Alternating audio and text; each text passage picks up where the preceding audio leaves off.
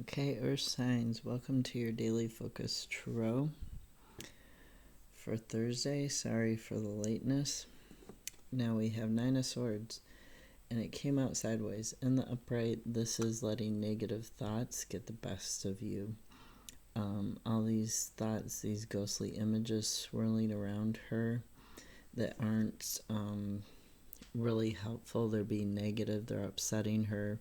This is a card of anxiety, nightmares, depression, and letting these thoughts get the best of you. When they're, and this is like an open book with a spine. I'll show you the bottom of the card. And the spine could be a crescent moon or a horseshoe, right?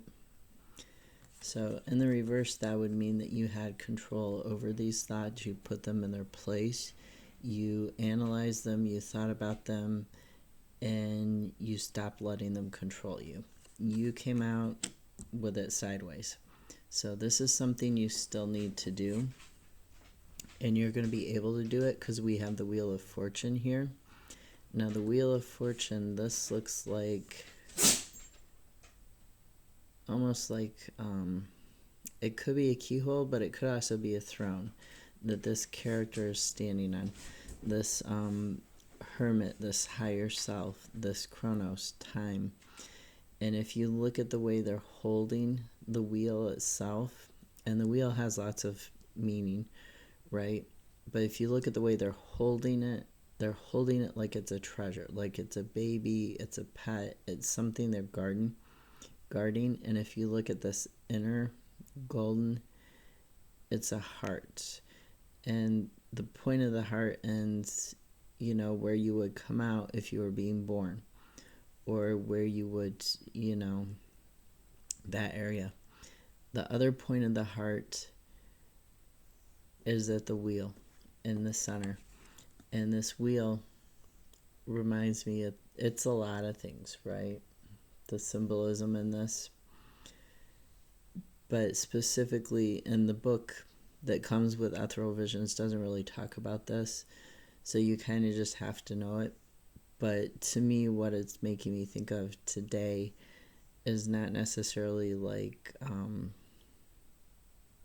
any of the other meanings. It's making me think of like the wheel on a ship, and you're steering the ship to where you want to go. This card is a card of changing times.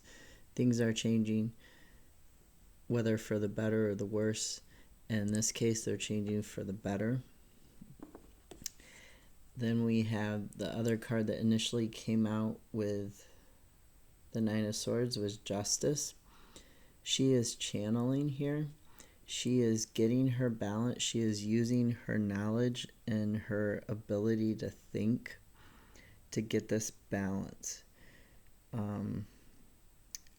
So this card is talking about new options and harvesting these options. This card is talking about, it's the card of karma. It's what you reap, you sow, but it's also getting that balance right between giving and taking in some instances, and using your inner knowledge, your higher self, to get that balance between giving and taking. Now the clarifiers for the Justice card were the Five of Swords in reverse and the Ten of Pentacles in reverse. And I'll show them to you upright so you can get an idea of what they're about. So the Ten of Pentacles is about satisfaction when it's in the upright. And the Five of Pentacles can be about all sorts of things, like betrayal, doing anything to win, like even sacrificing your values to win, that sort of thing. So with them being in the reverse and this Justice, trying to get this balance, you are really unsatisfied with the outcome of something, but you understand why it's this way. You're getting clarity on this decision that you need to make, and you're using your discrimination to make it. You're being very discerning about it. Now we also have Four of Cups, Empress, and Fool. So this is like you are bringing about this gift with the cups on the wings. This is a card of meditation and thinking, but it's meditation and thinking if you can see the eye here, the higher self, right? It's a golden eye. So this is about being offered a gift. You know, the wings could be, you know, it could be messenger, it could be like gift from spirit, gift on high, whatever it is. This is something to do with your spirituality, with your emotions, with being in the flow of life, with being able to have control of your unconscious thoughts, your feelings, your relationships. You're reevaluating them. And then we have the Empress, and the Empress is all about abundance. She's about nurturing, be it people, jobs, crops that feed you. She's all about abundance and nurturing in those areas. And then we have the Fool, which is opening the door to a new beginning. This is the key. You know, this understanding, this rethinking between the Justice and the Four of Cups and this Five of Swords in the reverse, even the Wheel of Fortune and the Nine of Swords. You're rethinking things, and you're going to have, you know, this aha moment. We've got the bottom of the deck, Three of Cups, Ten of Wands. So dropping a burden and celebrating a transformation, thinking about things in the material world and what needs to be dropped, what can be changed. In the aha moment, I mean, the Tower, that's the beauty of today.